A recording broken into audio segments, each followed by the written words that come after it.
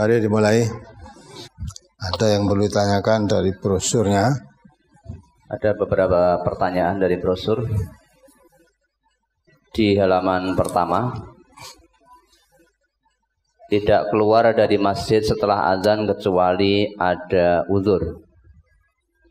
An Abi Sya'sa'i qala kunna qu'udan fil masjidi ma'a Abi Hurairah fa'azzanal mu'azzinu faqama rajulun minal masjidi yamshi fa'atba'ahu Abu Hurairah basarahu hatta kharaja minal masjidi faqala Abu Hurairah amma hadza faqad asa Abul Qasimi sallallahu alaihi wasallam. Rawahu Muslim.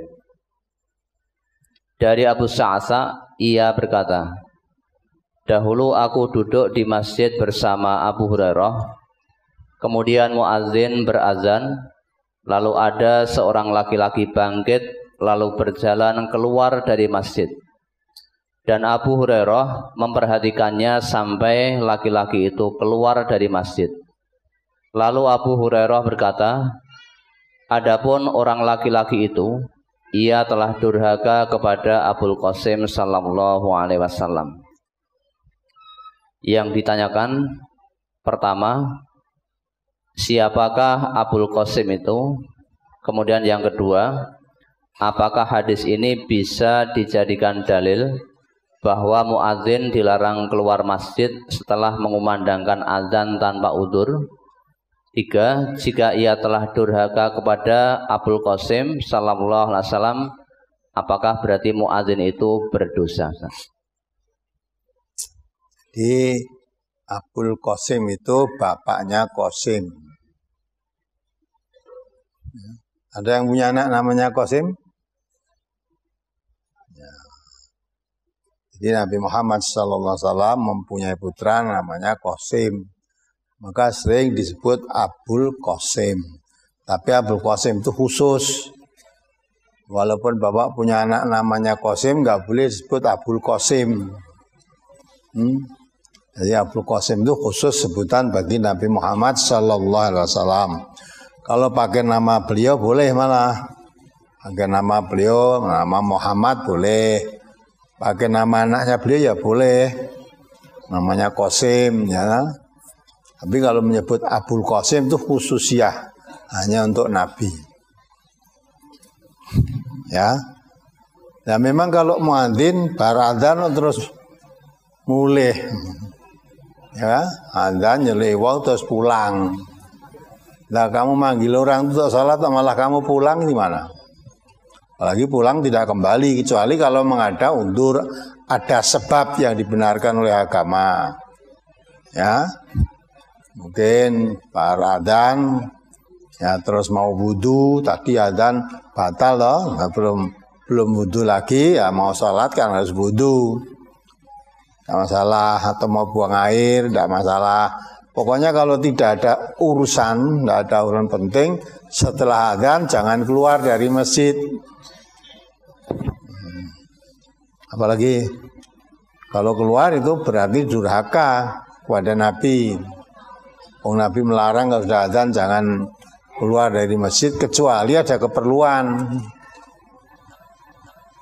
Apalagi? Halaman 3 masuk ke 4. An Jabir bin Abdullah anna Umar bin Al-Khattab qala yaumal khandaqi wa ja'ala yasubbu kuffara Quraisyin qala ya Rasulullah ma kitu usallil asra hatta taghruba syamsu. Faqala Rasulullah sallallahu alaihi wasallam wallahi in sallaituha qala fanazalna putahana fatawaddo'a Rasulullah sallallahu alaihi wasallam wa tawaddo'na fasalla Rasulullah sallallahu alaihi wasallam al-asra ba'da ma gharabatis syamsu summa shalla ba'dahal maghriba. Rawahu Tirmidzi. Dari Jabir bin Abdullah bahwasanya Umar bin Khattab pada hari perang Khandaq ia mencaci orang-orang kafir Quraisy. Umar berkata, "Ya Rasulullah, saya hampir tidak dapat mengerjakan sholat asar hingga matahari hampir terbenam. Rasulullah sallallahu alaihi wasallam bersabda, demi Allah, sesungguhnya aku pun belum sholat asar. Kemudian kami turun di Budhan, lalu Rasulullah sallallahu alaihi wasallam berwudu dan kami pun berwudu. Kemudian Rasulullah sallallahu alaihi wasallam sholat asar setelah matahari terbenam. Kemudian sesudah itu beliau sholat maghrib. Yang ditanyakan adalah apakah kita diperbolehkan mencaci orang-orang kafir itu, Ustaz? Ini sedang permusuhan itu. Perang Khandaq itu orang-orang kafir mengepung, maka juga disebut perang Ahzab. Jadi dari beberapa kelompok kafir, musyrik, ya, munafik kumpul dari satu untuk mengepung umat Islam jangan sampai keluar dari Madinah. Jadi gampangannya dikurung, tak boleh keluar dari Madinah. Kalau perang, kalau keluar diperangi, diserang. Ya, itu. Nah, maka itu memang dia musuh, boleh mencaci maki. Ya, orang kafir ini mau memerangi, maka apa sebabnya disebut perang Khandaq atau perang Ahzab? Perang Khandaq karena waktu itu kota Madinah itu digali parit sekeliling kota Madinah sebagai benteng. Kalau benteng sekarang kan tembok tinggi, kalau zaman dulu parit, ya, parit dibikin lebar, dibikin dalam. Sehingga kalau mau masuk ke kota Madinah harus lewati parit itu. Tidak ada jembatannya itu. Ya dalam maksudnya biar apa?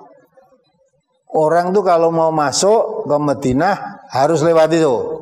Lah kalau lewat itu turun tuh dalam. Ya, naiknya susah. Maka kalau perang zaman dulu kalau di atas menang. Kalau nanti turun, nah baru lempari batu dari atas. Nah, disebut juga perang Ahzab karena tentara kafir terdiri dari beberapa gabungan, beberapa kafilah. Ada kafir, ada munafik, ada Yahudi, Nasrani dan sebagainya. Nah, itu pokoknya kelompok semuanya untuk menyerang kaum muslimin yang ada di Madinah. Maka perang Ahzab disebut perang Khandaq karena digali parit sebagai bentengnya. Disebut perang Ahzab karena tentara kafir yang mengepung Madinah itu terdiri dari beberapa sekutu, ya, beberapa sekutu yang ingin menghancurkan umat Islam pada saat itu. Apalagi hadis di bawahnya di halaman 4. An Abi Ubaidah bin Abdullah bin Mas'udin qala Abdullah bin Mas'udin innal musyrikina saghalu Rasulullah sallallahu alaihi wasallam an arba'i shalawatin yaumal khandaqi hatta zahaba minal laili ma Allah fa amara bilalan fa azana summa aqama fa shalla dhuhra summa aqama fa shalla asra summa aqama fa shalla maghriba summa aqama fa shalla isya'a. Rawahu Tirmidzi.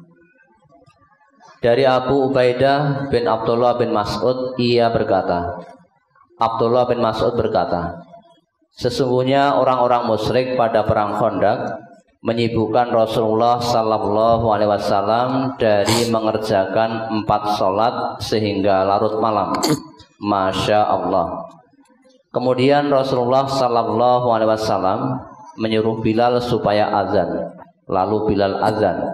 Kemudian iqamah. Lalu Rasulullah sallallahu alaihi wasallam sholat zuhur. Kemudian Bilal iqamah.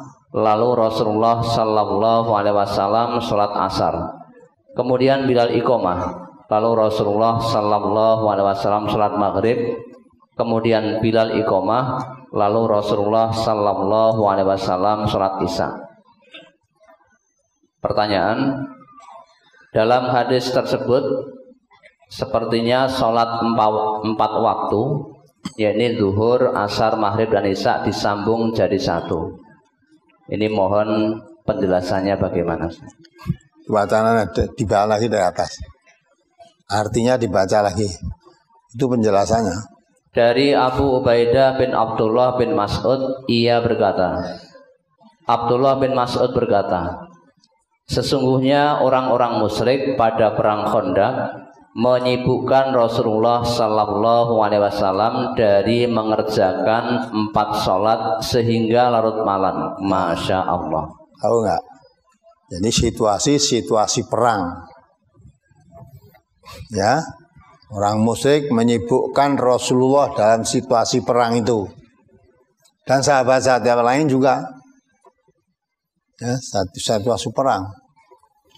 Maka sehingga karena situasi perang tidak ada, seolah-olah tidak ada waktu jeda untuk istirahat atau untuk melaksanakan sholat dengan betul. Karena sibuk dalam situasi perang sehingga sholat tadi terlupakan. Karena tidak ada waktu untuk mengerjakan sholat, ya mungkin sedang, ya, wong perang, situasi perang, saudara tahu. Perang zaman Rasulullah itu perangnya adu arep, tidak jauh-jauhan gitu.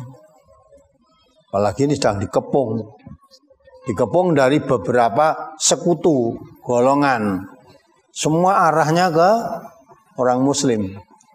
Keroyok dari beberapa kelompok kaum kafirin, kaum musyrikin, ya, nah, kaum Yahudi dan sebagainya.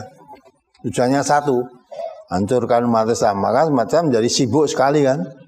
Jumlahnya tidak seberapa umat Islam dan dikurung di dalam kota. Dan nanti kalau misalnya kehabisan makan kan tidak bisa belanja keluar karena di luar dan kepung kaum musyrikin, kaum ahzab tadi, terdiri dari beberapa golongan tadi. Nah, sehingga pada saat itu karena sibuk situasi perang sampai terlupakan, sudah larut malam baru teringat.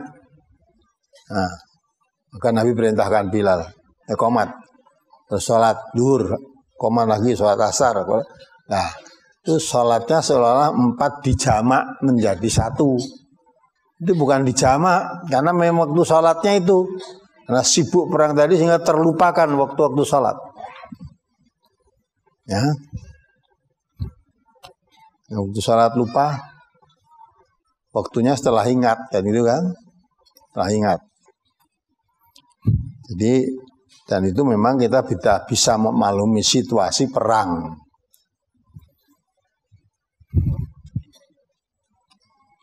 Kalau saudara, misalnya bagi pedagang, tokonya rame nganti lali sholat, boleh nggak dijamak itu? Petani saatnya panen, ya, dan unduh padinya di sawah hari pagi sampai sore sehingga sholatnya duhur lupa, sholat isya ngasar lupa, maghrib lupa, sampai di rumah sudah habis isya. Dijamak itu boleh nggak? Nggak boleh. Oh, jadi panen itu sholat di sawah ya boleh kok. Sholat di sawah boleh, ya. Pakai sekali peralatan sholat, pakai sarung, pakai sajadah lah. Itu sholat di situ sembarang tempat boleh. Ya, apalagi itu pas panen dapat nikmat dari Allah loh. Kok salatnya lupa, padahal nanti jam 1 atau jam 12 terasa lapar, kirimannya makanan datang, tidak lupa. Ya, lapar kan tidak lupa makan toh, lah kok salat lupa.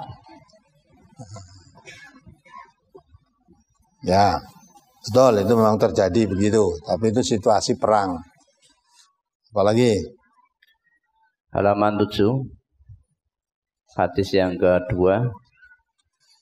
An Aisyata anna Nabiyya sallallahu alaihi wasallam qala idza na'asa ahadukum bis salati falyarqud hatta yadhhaba anhu an-naumu fa inna ahadakum idza shalla wa huwa na'isun la'allahu yadhhabu yastaghfiru wa yasubba nafsahu. Rawahu Muslim.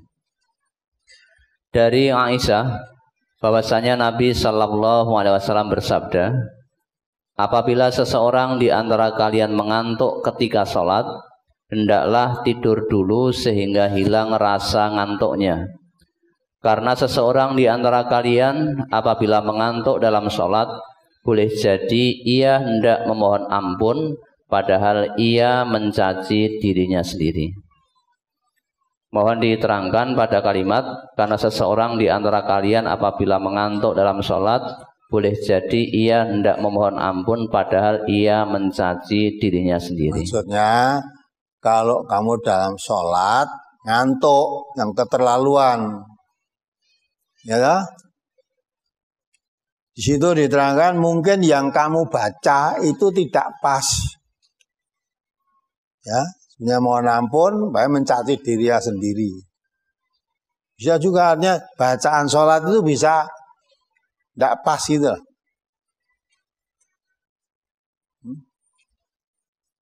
Kudune harusnya orang sholat membaca apa ketika duduk antara dua sujud bacaannya apa? Rabbik firli warfik firli atau Allahumma firli warhamni wajburni wahdini warzukni. Ya bacaannya. Bisa juga kamu membaca di dalam sujudnya atau di dalam rukuknya. Ya. Dunia Allahumma firli warhamni, betul kamu malah baca bacaan untuk lain. Allahumma inni a'udzubika minal khubusi wal khaba'its. Puasa kan tidak sadar itu apa tidur tidak. Jadi bacaannya itu tidak dengan kesadaran. Maka dikatakan kalau kamu sholat dalam keadaan ngantuk lebih baik tidur dulu. Tidur nanti setelah fresh begitulah baru sholat. Dikhawatirkan sholat nekat kamu ngantuk-ngantuk nekat sholat, bisa jadi rekaatnya ya tidak genah, yang dibaca pun tidak pas gitu. Yang dibaca tidak pas. Apalagi masih berkaitan dengan hadis tersebut, ketika di pondok atau di asrama pada waktu subuh tiba, banyak santri-santri yang mengantuk, apalagi ketika sholat. Ini bagaimana untuk mengatasi hal tersebut, Ustaz? Oh, itu mudah, ya. Memang anak pondok biasanya rada males gitu loh bangun. Ya, harus dibangunkan. Nah, maka nanti kalau betul-betul sholat subuh kan cuma berapa rakaat? 2 rakaat, ya. Kalau wudu betul-betul yang betul wudunya. Ya, kalau memang masih agak ngantuk-ngantuk disiram apa mau cuci mukanya itu yang tenanan. Jangan sekedar basah tok cuci muka sih. Insyaallah salat 2 rakaat itu bisa. Pertama itu, yang kedua, kalau memang ngantuk subuh masih ngantuk, lah malam tidurnya dicukupkan. Tinggal jangan saatnya tidur malah ngobrol dengan temannya, ya. Nah, ngobrol-ngobrol bareng sudah menjelang subuh baru dapat tidur ya toh. Nah, maka sudah kalau waktu belajar sudah cukup selesai, tidak ada hal-hal yang penting dikerjakan, tidur. Jangan waktu tidur malah untuk ngobrol, lah waktu salat bangun masih ngantuk mau tidur. Itu bisa ngatasi gitu, tidak sulit bagi dirinya sendiri. Apalagi apakah boleh saat sudah azan dan kita baru saja melakukan kegiatan misalnya kerja atau sekolah dan kita sedang mengantuk, bolehkah tidur terlebih dahulu? Misalkan malah turu gitu. Ya. Ya. Kalau adzan mestinya kamu segera ambil air wudu. Kalau air wudu diambil untuk wudu betul-betul, terasa ngantuknya udah hilang. Ya, ngantuknya hilang. Maka Rasulullah itu mengatakan orang Islam itu ya kalau sudah waktu malam habis sholat isya tidak ada kegiatan apapun, lebih baik tidur. Nanti malam syukur bisa bangun sholat tahajud, ya. Di meleknya itu sholat tahajud. Dan orang yang bertakwa itu bukan ngantuan begitu, tidak. Walaupun tidurnya sedikit, kata Allah orang yang bertakwa itu lambungnya jauh dari tempat tidurnya sedikit. Ya, jadi malam banyak melek tapi untuk zikrullah, ya, untuk ingat pada Allah. Bukan melek yang tidak berguna. Kalau sekiranya tidak berguna, min husni islamin mar'i tarkuhu malayani. Sebaik-baik Islam seseorang itu yang meninggalkan hal-hal yang tidak berguna. Kalau sudah habis sholat isya, kira-kira waktunya sudah tidak ada lagi yang berguna, lebih baik segera tidur. Dibangun seger sudah. Ya, tidak usah ngobrol-ngobrol, apalagi malah main-main, dolanan HP dan sebagainya dan sebagainya. Ya, kalau di rumah ya kadang-kadang menonton bola nganti subuh. Bola itu kadang-kadang kan sampai subuh kan.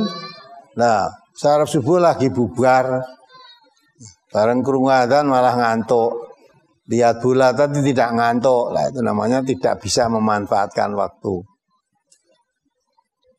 Lihat bola itu boleh enggak toh?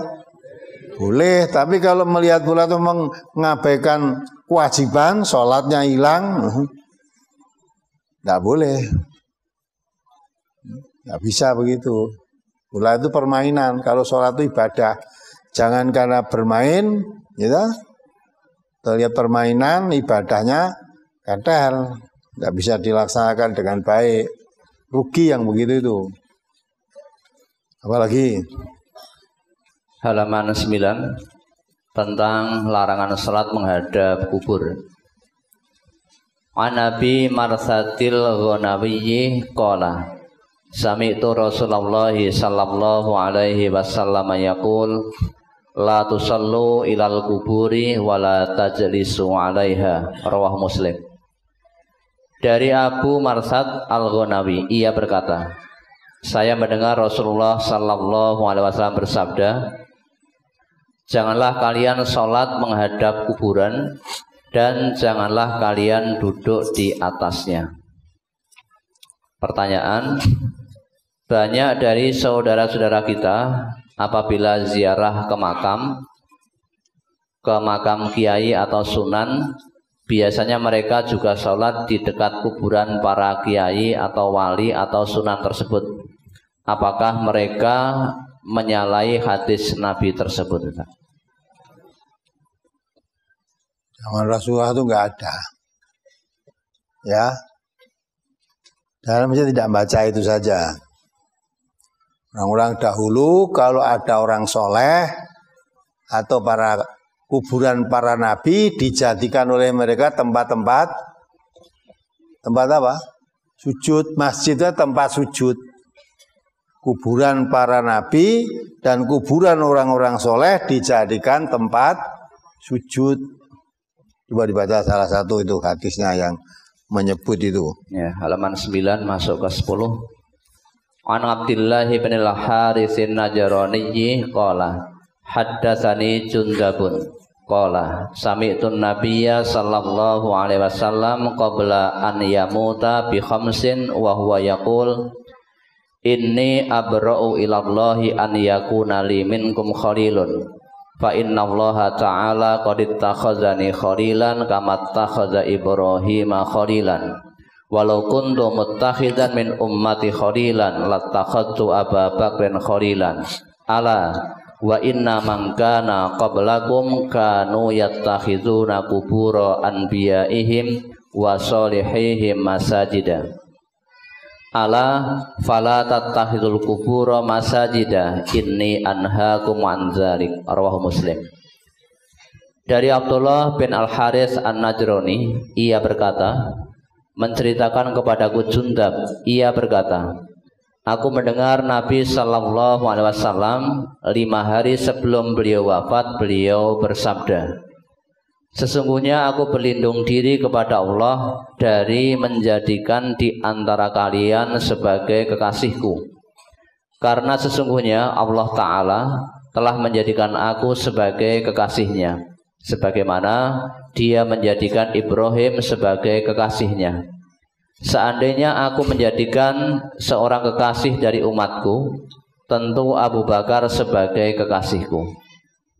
Ketahuilah, sesungguhnya orang-orang dahulu sebelum kalian, mereka menjadikan kuburan nabi-nabi dan orang-orang soleh mereka sebagai masjid-masjid.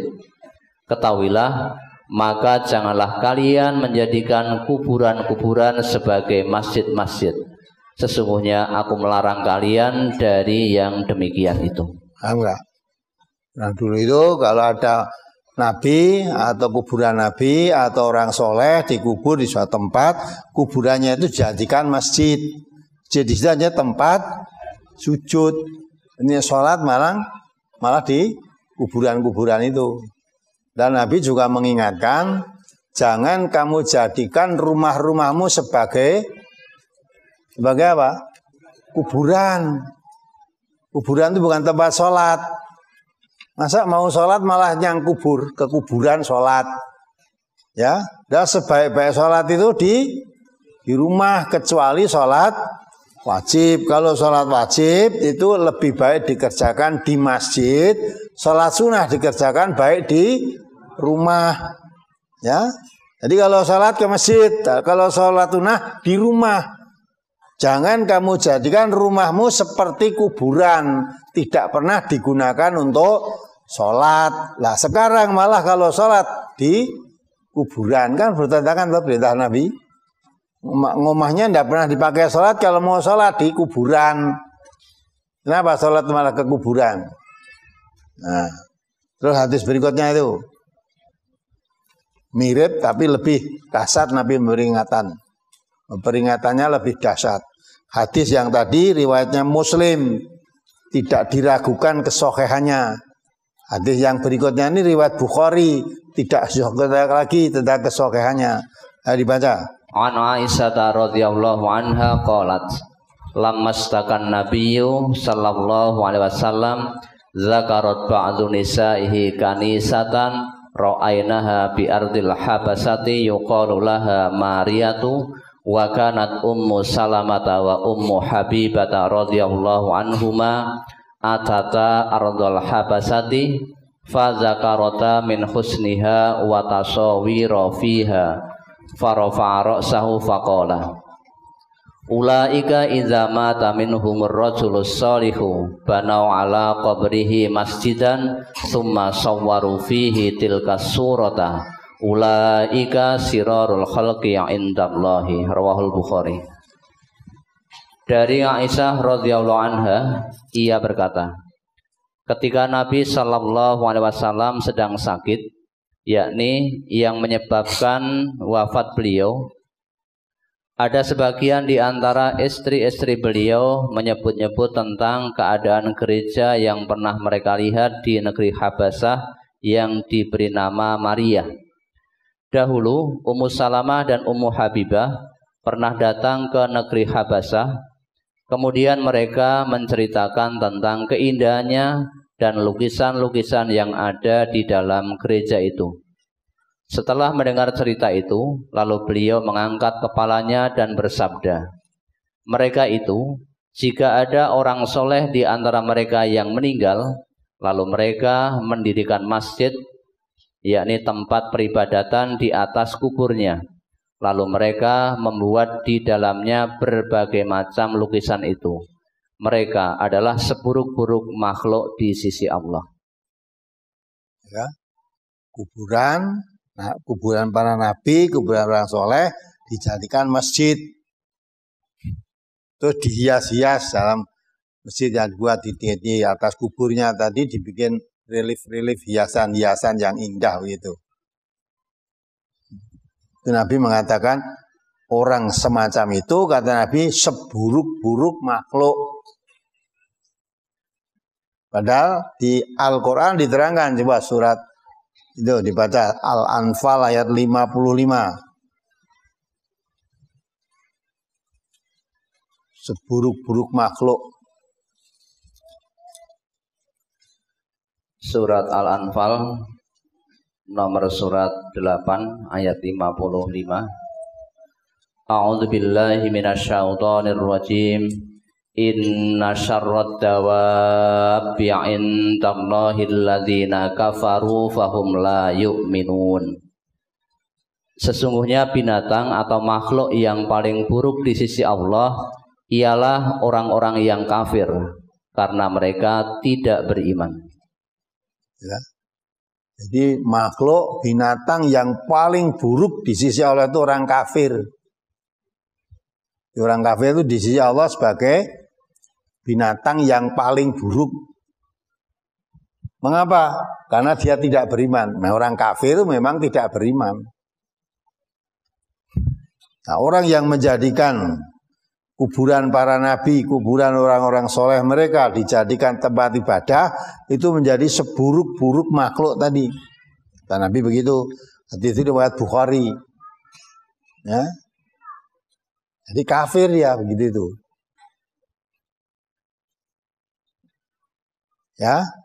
Jadi orang itu walaupun soleh, sekalipun nabi sekarang, kalau sudah dikubur itu sudah tidak bisa apa-apa. Jangan ngalah berkahnya kubur, ya. Maka dibaca halaman terakhir itu. Hadis riwayat Bukhari yang di atas itu. An Aisyah radhiyallahu anha anin Nabi sallallahu alaihi wasallam qala fi maradhihi alladzi mata fihi. La'anallahu al-yahuda wan nasara ittakhadhu qubura anbiya'ihim masjidan. Qalat walaula zalika la abrazu qabrahu ghaira anni akhsa an yuttakhadha masjidan. Rawahul Bukhari.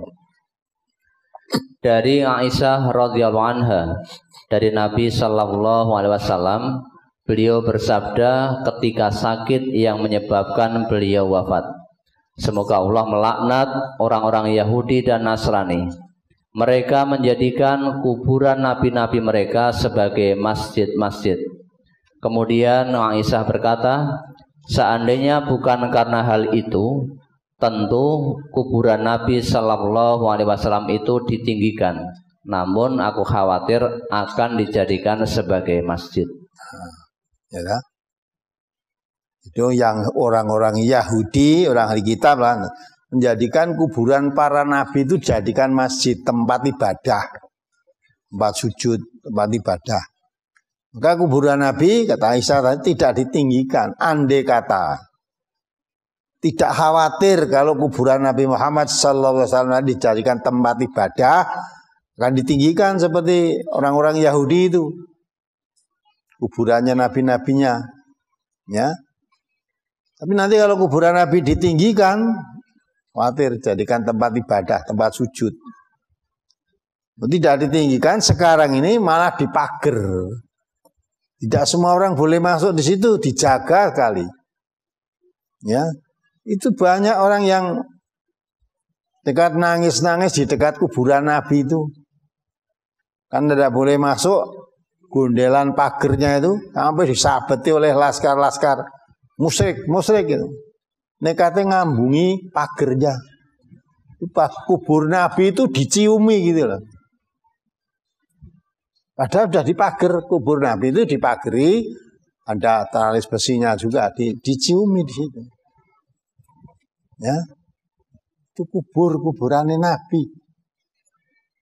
Coba kuburannya Nabi terus ngalah berkah, tidak bisa dekat kuburnya, ya pager-pagernya. Nah, model-model begitu tuh orang-orang Yahudi memang menjadikan, orang Islam jangan seperti itu. Ya, orang alim kalau sudah mati, dah tidak bisa menyampaikan ilmunya lagi. Hanya warisannya ilmu-ilmu yang telah ditulis mereka, tulis beliau-beliau itu yang kita kaji warisannya, bukan kuburannya. Bukan kuburannya. Namun saudara yang masih suka ke kubur-kubur silahkan, saudara tanya, saya tidak mensikapi orang mereka itu, silahkan saja. Tapi kalau dilihat hadis-hadis Nabi ini menjadikan kubur-kubur tempat ibadah itu tidak boleh, haram. Ya. Maka di sini majelis ilmu semua dikupas. Nah kalau saudara kebetulan sukanya begitu, setelah tahu hadis ini harusnya sadar, hatinya riwayat Bukhari, hadisnya riwayat Muslim, berarti benar itu. Kalau begitu mulai sekarang saya sudah tidak akan ke sana lagi, harusnya saya tidak akan sholat di kuburan lagi, saya akan sholat di masjid atau sholat di rumah, harusnya gitu. Kalau kok terus jangan ngaji dentel, kok rentok ziarah kubur, ya, dibolak-balik. Ziarah kubur itu sangat dianjurkan. Ya, memang dulu Nabi pernah melarang. Ya, kuntun nahaitukum an ziyaratil kubur ala fazuruha fa innahu tadhkiratan lil maut. Memang aku dulu pernah melarang kamu ziarah kubur. Karena kalau ke ziarah kubur minta sesuatu kepada orang yang ada di kubur. Padahal udah mati, bergerak aja nggak bisa, malah kamu minta sesuatu pada yang dikubur. Nah, setelah Islam masuk, tauhidnya lurus, baru dianjurkan, silahkan kamu ziarah kubur. Karena kamu ziarah kubur itu bisa mengingatkan bahwa kamu nanti akan mati, seperti yang ada di kubur ini. Kalau orang hidup ingat akan mati, maka dia tidak akan lengah. Apa yang disediakan kalau sudah mati ini? Rumahnya ditinggal, mobilnya ditinggal, ya, istrinya ditinggal, anaknya ditinggal, semuanya ditinggal. Lah terus yang dibawa yang mati ini apa? Nabi sudah bernasihat juga, orang itu kalau mati ditemani 3 hal. Yang 2 kembali, yang 1 yang terus. Yang kembali itu apa? Ahluhu wa maluhu, yang akan kembali itu ahli warisnya dan harta kekayaannya. Temani, jika mati ditemani ahli warisnya ngantar sampai ke kubur. Kalau dia punya mobil, mobilnya pun dibawa untuk orang-orang yang layak, diantar bawa ngantarkan ke kubur, ya, ke kubur semua. Tapi mobilnya ahli warisnya, tetangga, sanak familinya, setelah sampai diantar kubur tadi, mayat ditanam dalam kubur, semuanya pulang. Mobilnya yang untuk ngangkut orang takziah tadi juga ikut pulang, tidak ada yang tinggal di situ. Maka yang terus kata Nabi 1, yaitu apa? Amaluhu, amal perbuatannya. Yang terus sampai mengantarkan ketemu Allah, amal perbuatannya. Ya, Allah juga menjelaskan yauma la yanfa'u malun wala banun illa man atallah biqalbin salim. Orang kalau sudah dipanggil oleh Allah mati seperti ini, yaitu orang mati tadi, ya, tidak ada manfaat. La yanfa apa malun, harta kekayaannya tidak ada manfaatnya. Wala banun, dan anak cucunya, keturunannya tidak manfaat bagi yang mati tadi. Yang manfaat apa? Illa man atallah biqalbin salim. Orang yang datang menghadap Allah dengan hati yang tunduk patuh pada Allah. Ketika hidupnya tunduk patuh kepada Allah, ya, itu yang akan menyelamatkan dirinya. Maka amal yang akan dibawa, harta, anak cucu, keturunan, mantu, besan, semua tinggal dah. Dijak ya ora nek sing gelem. Ya cak ndak ada yang mau. Maka itu. Maka saya katakan kalau ada kami mati, istrinya nangis, ya sampai meraung-raung itu, ya, itu ambruk, sampai pingsan-pingsan. Ya, terus nanti ngelilir, ya, nangis sebutnya, aku melu, saya ikut, gitu lah. Itu aja dikira tenanan, bohong. Dah percaya. Coba kalau betul, kalau dia bilang saya ikut, pesan pada yang duduk kubur tadi. Ini istrinya mau ikut, bikin agak lebar ya. Siapkan di itu, istrinya mau ikut. Nah, setelah saya benar dibawa betul, mau nggak kira-kira? Mau, maka bohong, jangan dipercaya itu. Ya. Maka begitu itu dilarang oleh Allah, oleh Rasulullah. Jadi nangis yang seperti itu namanya meratap sambil meraung-raung, ngamuk, nipotangi, meratap itu haram hukumnya. Tak boleh. Karena semua orang hidup itu bakal mati. Kamu tidak usah ikut, saya ikut, enggak, nanti giliranmu sampai sendiri. Nanti hatnya kamu akan sampai ke sana.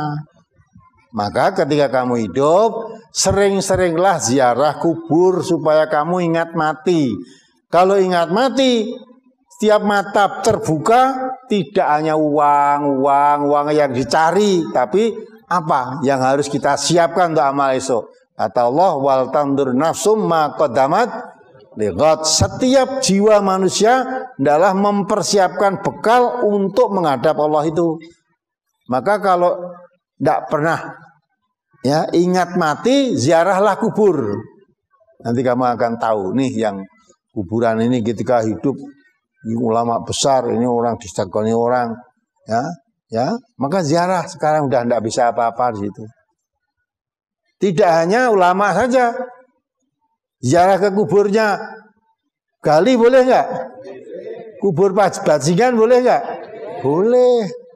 Ya, kubur bajingan yang ketika hidup ditakuti, ziarah. Ya, biar ngerti, biar tahu kamu. Wah, ketika hidup semua orang kalau disebut namamu sudah takut. Sekarang kamu sudah dikubur di sini. Tidak bisa apa-apa sekarang. Bisa apa-apa. Maka dari itu, setiap jiwa adalah mempersiapkan bekal untuk menghadap Allah. Menghadap Allah itu pasti akan terjadi. Hanya sebabnya apa? Kapan waktunya? Jam berapa? Di mana? Tidak tahu. Tidak tahu. Maka jangan mempersiapkan tempat untuk mengubur dirinya. Tidak usah siap-siap itu. Kamu belum tentu mati nanti di sini kok. Kan ada satu orang kaya beli satu pekarangan gitu, ya, Pamijan, kemudian sudah dibeli, orangnya masih hidup semua. Ya, nanti saya dikubur di sini, kalau mati istri saya di sini, anak saya di sini, anak saya terus dipager supaya sak keluarga ngumpul di situ semua. Ya, lah kalau ngumpul sudah jadi mayat semua dikumpulkan di situ bisa apa tuh? Bisa apa? Nanti kalau hari raya bisa silaturahim gitu loh. Nah.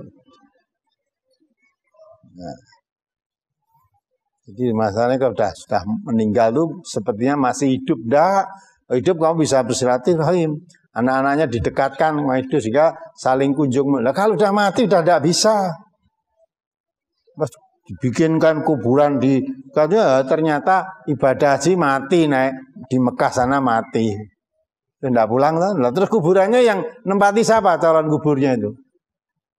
Calon kuburnya siapa yang nempati? Sudah dibikin pundukan saja ditulisi. Ya, ditulisi namanya. Walaupun mayatnya dikubur di Mekah sana namanya di sini. Buat secara waras lah gitu. Jadi kita ikutilah petunjuk Rasulullah. Ya, perkara orang melakukan begini begitu silahkan urusan mereka. Nanti urusannya masing-masing kepada Allah. Tiap jiwa itu tanggung jawab kepada Allah nanti. Sendiri-sendiri. Tidak bisa saling bantu-membantu. Ya, jadi jangan sampai Nabi itu ketika beliau itu sedang sakit yang menyebabkan kewafatannya itu masih pesen, ya jangan kamu jadikan kubur-kubur yang orang alim apalagi kubur Nabi jangan seperti orang Yahudi, kamu jadikan tempat-tempat ibadah, jangan jadikan tempat ibadah. Dan jangan sampai rumahmu kamu jadikan seperti kuburan. Tidak pernah mendengar suara baca Quran di situ. Sedangkan Nabi mengatakan, Nawiru buyutakum biqiraatil Quran. Hiasilah rumahmu dengan bacaan Quran. Bukan tulisan Quran, bacaan Quran. Di rumah yang baik itu setiap hari digunakan untuk bacaan Quran. Baca Quran. Jangan ditempeli tulisan Quran, Di kamar tamu ada surat Yasin, kamar tidur ada ayat kursi, ya. Tidak pernah dibaca juga itu. Jadi jangan dijadikan rumah itu seperti kuburan. Maksudnya di samping dihiasi dengan bacaan Quran, sering gunakan untuk sholat. Maka sebaik-baik sholat sunnah itu di rumah. Kalau sholat wajib di masjid. Jangan kalau sholat wajib di masjid atau di rumah, ya. Sholat sunnah malah di kuburan. Kan tidak boleh sholat di kuburan, itu nggak boleh. Ya. Ini hadis ini riwayatnya Bukhari, riwayatnya Muslim. Tidak boleh kita. Baca Quran juga di kuburan. Ada satu kuburan dibikin seperti masjid, itu dibikin di situ tempat Quran banyak sekali, tempat-tempat kalau orang baca Quran biar ambil di itu baca. Lah baca Quran datang di kuburan itu ben apa? Biar manfaat untuk yang mati. Yang mati itu kamu bacakan Quran sudah tidak bisa dengar dan tidak bisa mengambil pelajaran. Maka Quran itu bukan untuk orang mati. Quran itu dalam surat Yasin itu ada kalimat yang punya liyundira mangkana hayan, untuk memberi peringatan orang yang keadaannya hidup. Kalau sudah mati jangan kamu peringatkan dengan Quran. Quran itu untuk orang hidup, bukan untuk orang mati.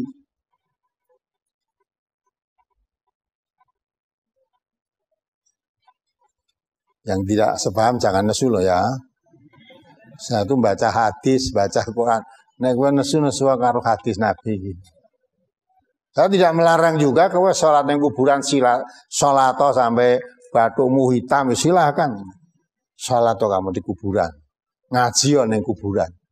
Ya. Ngaji silahkan. Itu hanya hadis Nabi menerangkan begitu. Kamu pakai terserah, tidak pakai terserah. Kita itu menerangkan Islam. Kamu terima Islam dengan keimanan boleh, kamu tolak juga boleh. Al-haqqu min rabbikum faman syaa'a falyu'min wa man syaa'a falyakfur. Kebenaran itu dari Allah. Mau iman pada kebenaran itu imanlah, mau kafir silahkan kafir. Nabi pun di dalam dakwahnya diperintahkan, qul, katakan Muhammad, aminu bihi aw la tu'minu. Kamu beriman atau kamu tidak beriman itu boleh. Jadi Nabi dakwah itu tidak mengislamkan orang. Nabi kita Muhammad SAW tidak bisa mengislamkan orang. Apalagi kita. Ya. Maka perintah Allah pada nabinya itu tidak disuruh mengislamkan. Perintah Allah sebarkan Islam itu. Sampaikan Islam itu kepada manusia. Baligh ma unzila ilaika. Sampaikan apa yang kuturunkan kepadamu, maksudnya Al-Quran, maksudnya Islam itu, sampaikan kepada masyarakat manusia.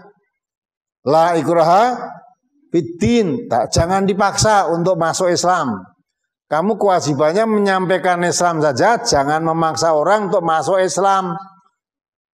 Dan setelah Islam disampaikan, mau menjadi orang Islam silahkan, mau menjadi orang kafir silahkan, tidak dipaksa.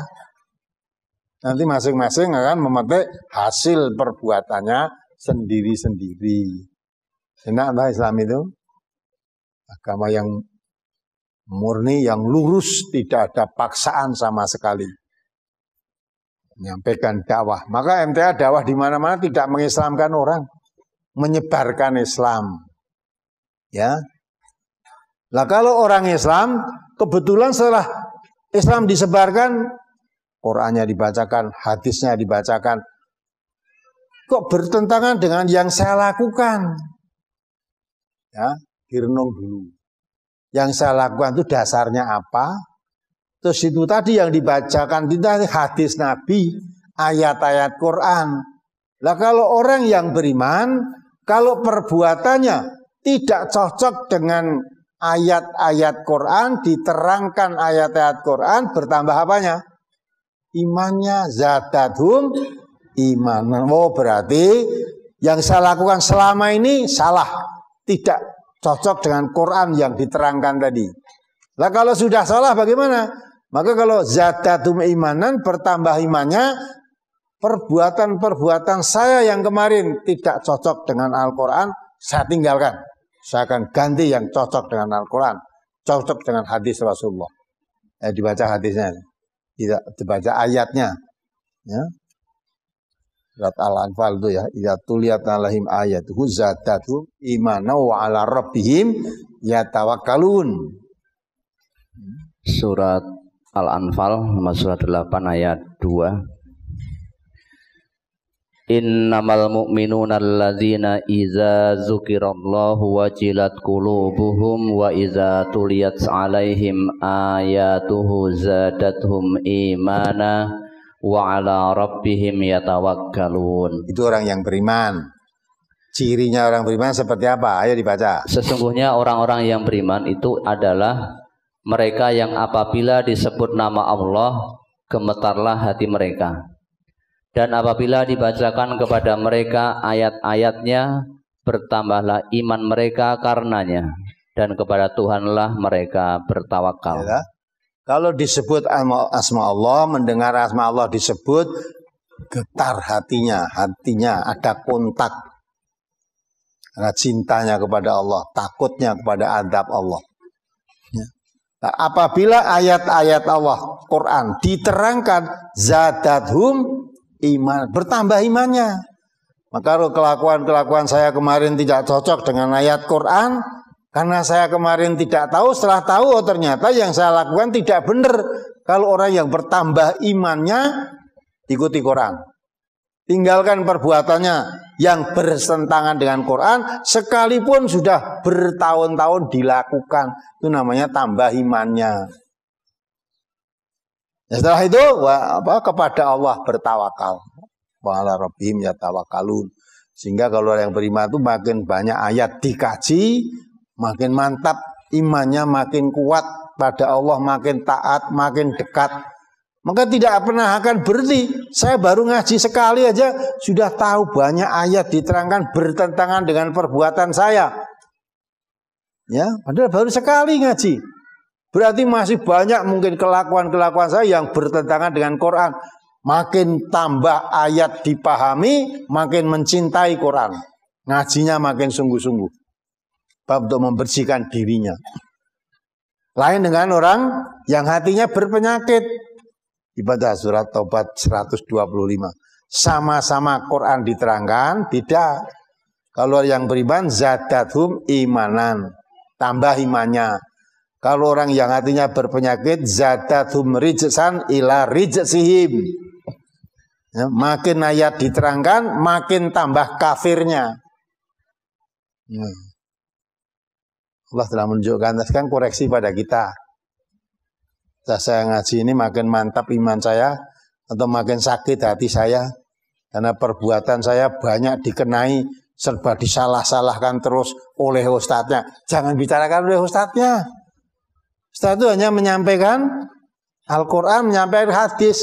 Kalau tidak cocok dengan Quran dan hadis yang dibaca, diterangkan tadi, jangan menyalahkan yang menyampaikan. Salah no Qur'ane. Kok eneng Quran seperti itu? Kalau itu nggak cocok, coba dirubah sedikit aja. Lah kamu jadi orang kafir. Ada orang semacam itu ya ada. Kalau tidak cocok dengan hatinya, Qurannya suruh ganti. Ya, Qurannya suruh ganti. Jangan itu Qurannya. Di sini tidak cocok Quran itu. Ayo dibaca. Surat Taubah ayat 125, surat ke-9. Wa ammal ladzina fi qulubihim maradun fazadathum rijsan ila rijsihim wa matu wa hum kafirun. Dan adapun orang-orang yang di dalam hati mereka ada penyakit, maka dengan surat itu bertambah kekafiran mereka di samping kekafirannya yang telah ada, dan mereka mati dalam keadaan kafir. Kalau mau seperti itu silakan. Wong Allah udah boleh kok, wa man sa'fa yu'min wa man sa'fal yakfur. Siapa mau iman silahkan iman. Kalau kamu jadi orang iman, makin ayat diterangkan makin tambah imannya. Tapi kalau kamu milih jadi orang kafir, makin banyak ayat Quran diterangkan, makin sakit hatinya, makin tambah kafirnya. Di ayat 10 Al-Baqarah juga Allah katakan fi qulubi maradun fazadahumullah marada.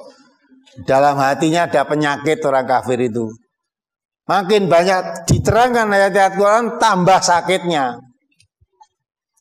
Ya, ayat Taubat 125 tadi, nah hatinya ada penyakit, diterangkan Al-Quran itu bukan tambah imannya, malah tambah kekafirannya, akhirnya mati dalam keadaan kafir.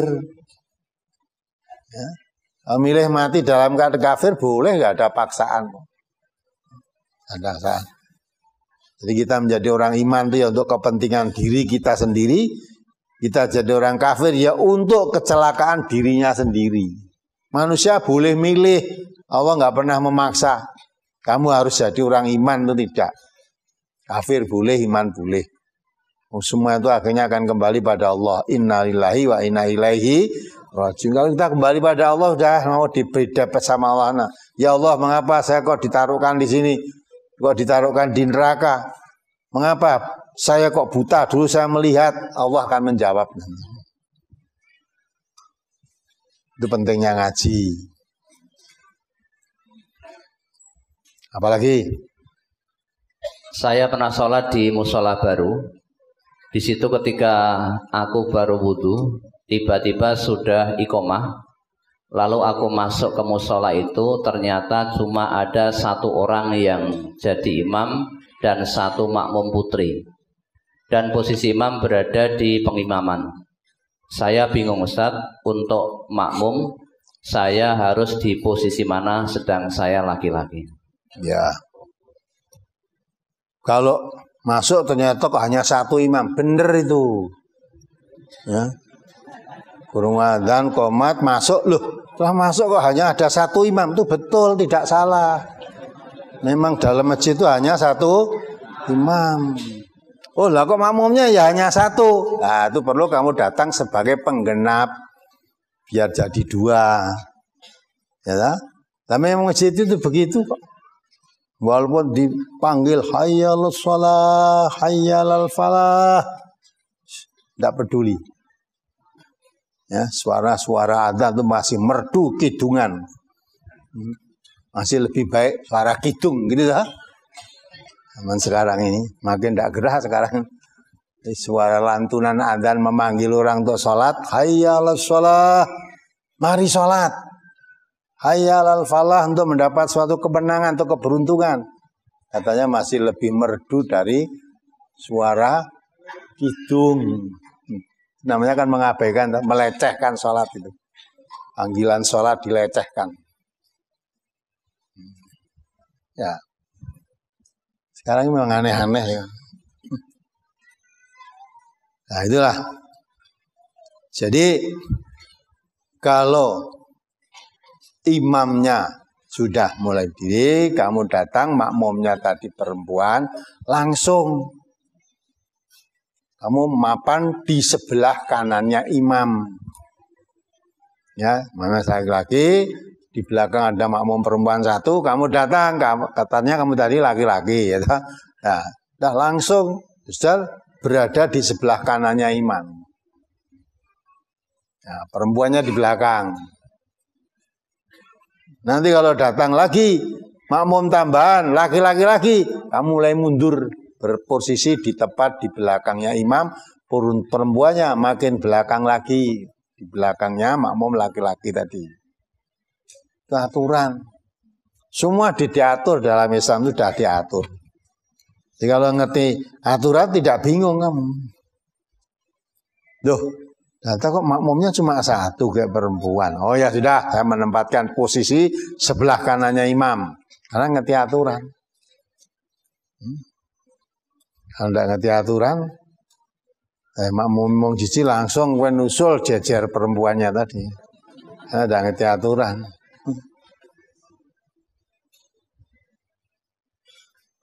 Ya, apalagi? Masjid di kampung kami dalam pemugaran, yakni dibangun karena tidak muat jamaahnya. Dan untuk sholat berjamaah dan kegiatan masjid dialihkan di rumah kosong yang saat ini penghuninya merantau, yang biasanya pulang 1 tahun sekali pada hari raya. Pertanyaan, bolehkah kami sholat tahiyatul masjid di tempat itu, Ustaz? Itu namanya sholat tahiyatul masjid, bukan tahiyatul rumah kosong. Bukan masjid itu. Tahiyatul masjid itu, sholat tahiyat itu sholat sunnah, tidak boleh dikerjakan di rumah. Sebaik-baik sholat di masjid kecuali sholat sunnah. Sholat sunnah itu baik dikerjakan di rumah, kecuali sholat tahiyatul masjid. Nggak boleh dikerjakan di rumah. Wong namanya sholat tahiyatul masjid kok di rumah. Apalagi? Pertanyaan yang berkaitan dengan brosur cukup. Ya, sudah paham semua nih ya. Ya, jadi kalau ada kurang paham, kurang jelas, kembali pada Quran dan Sunnah. Islam sudah lengkap diajarkan, maka itulah. Karena sudah lengkap, sudah sempurna, tidak lama setelah Nabi menerima wahyu itu, Allah mewafatkan Nabi. Kita menerima wahyu itu, turun wahyu, ya, tidak lama kemudian Nabi wafat. Wahyu terakhir itu menyatakan, Al-yauma akmaltu lakum dinakum. Pada hari ini telah kusempurnakan bagimu tentang agamamu. Wa atmamtu alaikum ni'mati, dan saya sempurnakan kamu tentang nikmatku. Wa raditu lakumul Islam dina, dan aku ridho Islam menjadi agamamu. Setelah itu nggak ada turun wahyu lagi. Maka setelah Nabi Muhammad wafat, wong sudah sempurna, tidak ada tambahan-tambahan lagi. Karena tidak ada kekurangannya, sudah sempurna. Udah. Setelah Nabi wafat, sedo kok, ada Nabi baru, itu mesti palsu. Udah kamu ngaku Nabi apa, mesti palsu. Siapa mengikuti Nabi palsu itu berarti kafir kan, udah. Murtad dari agamanya menjadi kafir. Maka Rasulullah sebelum wafat, meninggalkan warisan kepada kita. Yang dikatakan Rasulullah, dijamin kamu tidak akan sesat. Apa itu? Al-Quran dan Sunnah. Taraktu fikum amrayni, aku tinggalkan kepadamu dua perkara. Lan tadillu ma masaktum bihima. Ya, tidak akan sesat. Siapa berpegang keduanya tadi dijamin tidak akan sesat, berarti pasti selamat. Dua perkara itu apa? Kitabullah, maksudnya Al-Quran, wa sunnatan nabihi, maksudnya sunnah Rasulullah SAW, itu hadis-hadis Nabi yang sahih. Jadi kita sebagai umat Islam ini ditinggali oleh Rasulullah tentang Islam itu Quran dan Sunnah. Kamu amalkan Quran dan Sunnah, pasti selamat, tidak akan sesat. Tapi mengabaikan Quran dan Sunnah, pasti sesat. Yakin apa tidak? Ya, silahkan. Ya, saya rasa cukup.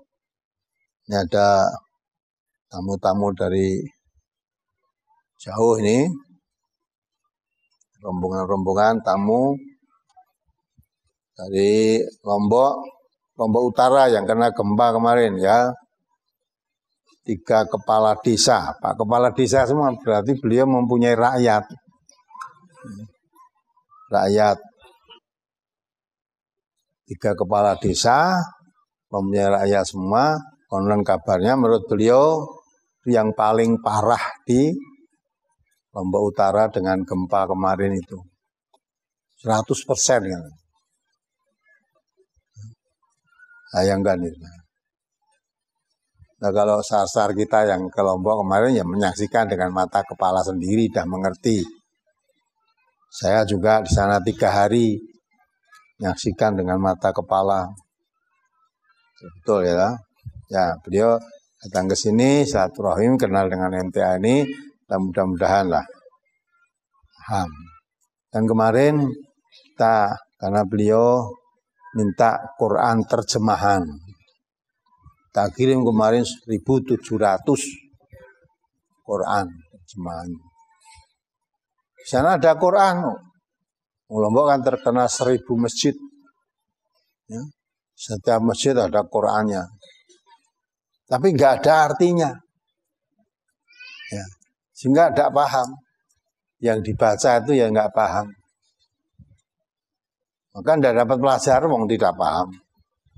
Dan Quran diturunkan oleh Allah itu liyadabbaru ayatihi wa liyatadzakkara ulul albab. Quran diturunkan oleh Allah itu untuk pelajaran, bukan sekedar bacaan. Pelajari ayat-ayatnya supaya orang yang berakal mendapat pelajaran. Ya dari Al-Quran itu dapat pelajaran. Apa? Ya apa yang diterangkan dalam Quran itu. Itu. Kemarin sudah dikirim. Ya mudah-mudahan lah. Sepulang dari sini, beliau nanti bisa membangkan buka. Gue di sana nanti menjadi perwakilan MTA 3 desa itu. Desa sana. Kemudian yang kedua dari Kertosari Temanggung 1 bis, dari Blora 2 mobil, dari Melati Sleman 40 orang, dari Pondok Cabe Jakarta 14 orang, dari Pucang Sewu, Sumber Harjo, Gantung, Pacitan 5 mobil, dari Pajangan Bantul 1 bis, dari Nanggulan Kulon Progo 1 bis dan 1 mobil, di Lampung Utara 5 orang, dari Karangmojo Gunung Kidul 1 bis, dari Kalibawang Kulon Progo 1 bis, dari Ngerahu Bojonegoro 32 orang, dari Wonosobo 57 orang. Ya, rombongan-rombongan ini mudah-mudahan ya jadi amal baik bagi semua rombongan di sisi Allah, bisa istiqomah ikuti kajian ini. Ya, tidak hanya ikuti kajiannya saja, tapi istiqomah juga dalam mengamalkan hasil ngajinya. Dan memang Islam tidak bisa dilaksanakan sendiri-sendiri, harus bersama. Tidak mungkin orang pinter, sugih ya, orang pinter, kaya, sendiri tidak bisa. Memang Allah menciptakan agama Islam bukan agama untuk individual, tapi agama yang betul-betul untuk bersama masyarakat, diamalkan bersama-sama. Sholat jamaah aja sendiri kan nggak bisa, itu baru sholat. Ayo sholat jamaah, enenge makmum tok utawa imam tok 1, bisa nggak? Imam ngerangkep jadi makmum bisa nggak? Nggak bisa, itu baru sholat, belum yang lain-lain. Apalagi rasa jamaah itu kebersamaan. Kata Nabi, sesama muslim itu saudara. Seperti satu tubuh. Tubuh ini. Anggota bagian tubuh sakit, seluruh tubuh merasakannya. Ya, satu tubuh ini baru disebut manusia. Kalau anggota tubuh itu dipisahkan satu dengan yang lain, sudah bukan manusia lagi. Misalnya kepalanya di sana, kakinya di selatan sana, ya lah, gembungnya di sana timur. Coba manusianya yang mana? Nah, itu kalau tadi semua organ menjadi satu, baru itu menjadi manusia. Sendiri-sendiri nggak bisa. Islam itu ya begitu, nggak bisa amal sendiri-sendiri, mesti kebersamaan. Maka tolong menolong itu suatu hal pasti wajib bagi seorang muslim. Pasti. Itu nggak akan paham kalau nggak mau ngaji, nggak akan paham. Ya mudah-mudahan lah dengan kajian kita ini, mungkin awal-awalnya orang belum paham, tidak senang. Tapi kalau sudah paham, kalau orang yang beriman pasti akan mencintainya. Pasti akan mencintai. Jadi tidak senangnya karena belum paham. Maka kalau mau ngaji terus paham, ya memang begitu Islam itu. Islam itu aturan Allah, menurut aturan yang paling baik itu buatan Allah. Tidak ada yang ya menandingi, apalagi kok ngungkuli, menyamai aja nggak bisa. Kalau Islamu ya'lu wala yu'ala alaih. Islam itu tinggi. Tidak ada yang ngungguli tingginya, nggak ada yang ngungguli. Ya baik, ya Tuhan Tuhan. Kita jawab pertanyaan minggu yang lalu. Mari. Sebelum ke pertanyaan minggu lalu ada satu pertanyaan yang mau dijawab sekarang. Ya. Pasangan pemuda-pemudi melakukan hubungan suami istri hingga hamil dan setelah melahirkan orang tuanya baru mengetahui.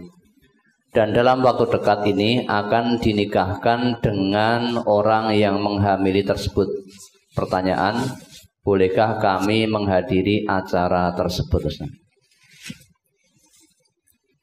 Kalau kamu tanyakan tentang hukum secara Islam, pernikahan karena zina itu nggak ada. Nggak ada masa kamu hadir. Kalau menurut Islam, kalau laki perempuan hubungan zina, apalagi sampai hamil, terus hukumnya apa? Kalau dia gadis atau jejaka, dicambuk di muka umum. Diperlihatkan umum 100 kali. Dua buki 100 kali. Ya, di muka umum. Mengapa di muka umum? Biar jera, yang melihat yang belum zina tadi melihat begitu, biar jera juga akibatnya nanti dicambuk seperti itu, biar jera. Ya, cambuk 100 kali jangan nanti mati. Jangan sampai itu hukum jera. Nah sekarang sudah zina belum nikah terus mau adakan ya apa tuh waliman apa kamu diundang. Maka kamu kalau tanyakan tentang Islam tidak ada seperti itu aturan dalam Islam. Ya. Maksudnya kalau kamu tahu betul-betul itu belum sudah hamil sebelum nikah, warga MTA kalau ada undangan semacam itu tidak usah datang. Dan dikatakan, Pak pamit kalau sing undang kenapa? Karena sudah hamil belum menikah, saya nggak usah datang, jangan mengundang saya. Orang sah dinikahkan ya bisa hamil gitu kok, nggak nikah bareng tuh, nah, nggak usah. Tapi kalau kamu datang diundang itu berarti kamu menyetujui.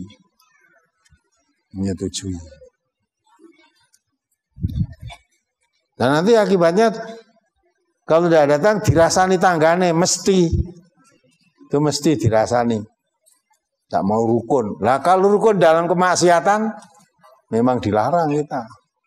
Lebih baik rame mencari kebenaran daripada diam-diam bersekutu dalam kemungkaran.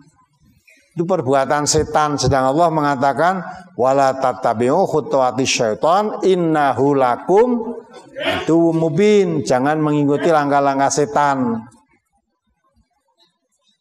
Zina tadi hamil belum nikah itu mesti langkah setan itu. Jangan diikuti. Tidak sekedar jangan diikuti. Innahu lakum aduwwum mubin. Itu musuh bagimu, musuh yang nyata. Harus dijauhi. Nah gitu.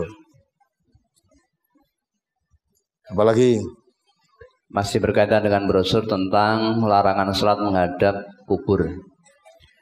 Di kampung saya ada masjid yang bersebelahan dengan kuburan, sedangkan kuburannya terletak di sebelah barat masjid. Bagaimana tentang sholatnya? Apakah ini melanggar hadis tersebut? Masjidmu dengan kuburan tadi ada jedanya enggak? Ada batasnya enggak? Enggak ada. Jadi masjid langsung kuburan, enggak pakai dinding ya. Masjid pakai dinding berarti kamu tidak menghadap kubur. Menghadap apa? Dinding. Kecuali kalau ini kubur langsung masjid langsung ke tempat pengimaman itu tanpa ada dinding pembatas antara kubur dan masjid tadi. Memang sengaja dikubur di situ, ini kuburannya kiainya. Jadi kalau sholat imamnya menghadap di situ, tak boleh begitu. Jadi, Itu namanya menghadap kubur. Lah kalau ada dinding, kamu kan menghadap dindingnya. Dinding